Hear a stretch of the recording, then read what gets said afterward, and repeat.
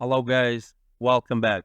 In this video tutorial, we will learn how to convert Excel workbook to CSV file. Let us begin.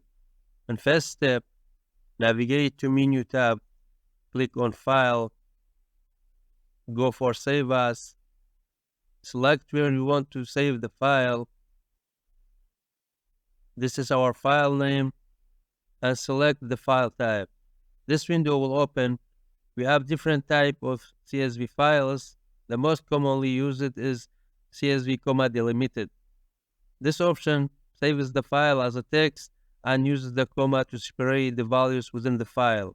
When we have Windows operating system, this option can be used. And we have here CSV Macintosh. This is used for the Macintosh operating system and CSV MS-DOS. We have CSV UTF.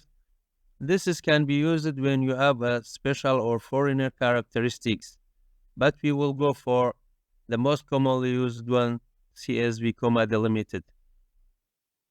Save. Now let us go to open the file. Here we have the file.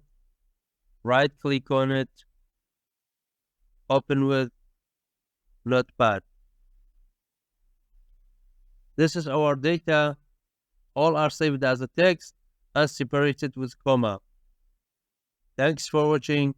I hope you found this video to be helpful.